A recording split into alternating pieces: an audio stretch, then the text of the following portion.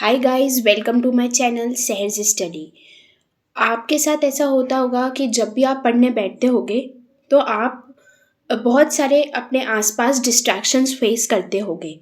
या तो वो खुद से ही डिस्ट्रैक्शन होता होगा, अंदर से आता होगा, या तो बाहर की एटमॉस्फेयर है वो एक डिस्ट्रैक्शन कॉज करती होगी। आप जो भी काम कर रहे हो मेजरली जब पढ़ना होता है अपन को, है ना। तो अब जैसे आपने कॉपी खोली और आप पढ़ने बैठे, है ना। एक ही यही सिनेरियो अपन ले सकते हैं। तो कभी कोई दोस्त का फ़ोन आ गया, है ना। कभी आपका माइंड खुद ही डिस्ट्रैक्टेड है, आपका माइंड कहीं और है।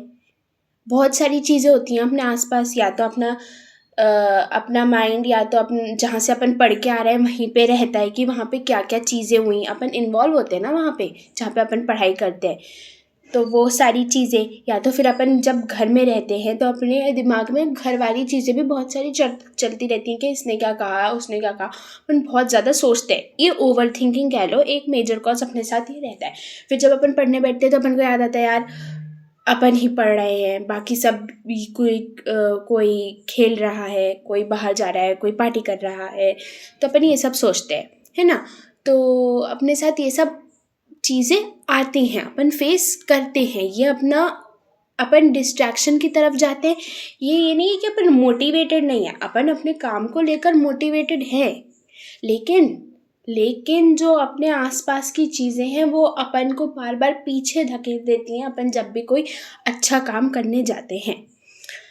तो फिर अब ये आता है कि इस डिस्ट्रैक्शंस को कैसे दूर करें, है ना। एक सबसे बड़ा डिस्ट्रैक्शन आजकल की उसमें ये है कि मोबाइल फ़ोन एक बहुत बड़ा डिस्ट्रैक्शन है जो अपने गैजेट्स है ना।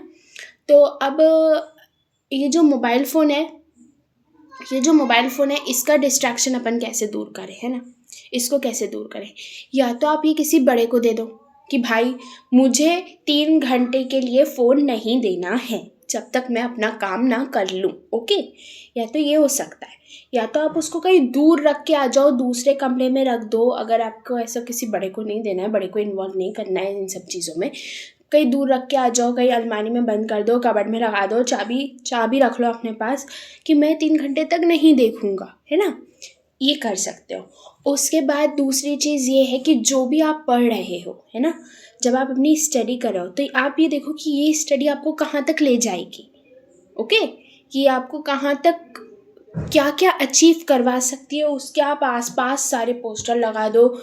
एक ऐसा एटमॉस्फेयर, एक पॉजिटिव एटमॉस्फेयर क्रिएट कर दो, सामने लिख दो नो डिस्ट्रैक्शंस, और मोटिवेशनल कोट लिख दो। अपने आप में ही आप ये फील करोगे कि नहीं भाई, मुझे फ़ोन से दूर रहना है, मुझे डिस्ट्रैक्शन से दूर रहना है।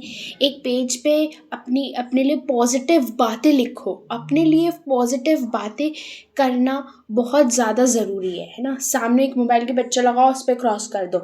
जब भी कोई ठीक है, आपके पास आ रहे हैं दोस्तों के कॉल, आते ही हैं सबके पास दोस्तों के कॉल, तो वो आपके लिए एक ऐसा टाइम होना चाहिए जहाँ फ्रेश हो रहा हो, है ना।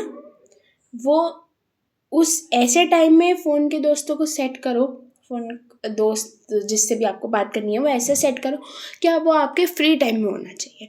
वो आपके पढ़ाई के टाइम में, आपके स्टडी रूटीन में नहीं आना चाहिए, क्योंकि एग्ज़ाम सीज़न में अपन को ये सारी बातें बहुत ध्यान में रखनी चाहिए। अपन को ज़्यादा किसी से, एग्ज़ाम सीज़न में ये होता है कि अपन को ज़्यादा लोगों से उलझना नहीं है ना।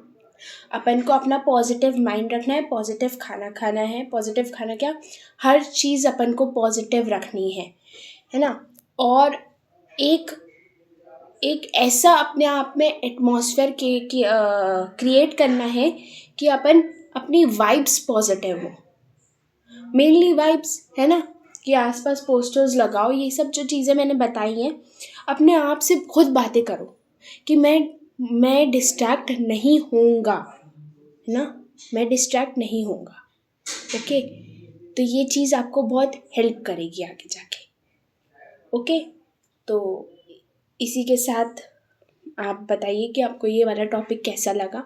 इसके लिए मैं और वीडियोस क्रिएट करूँगी बाद में। तो थैंक यू।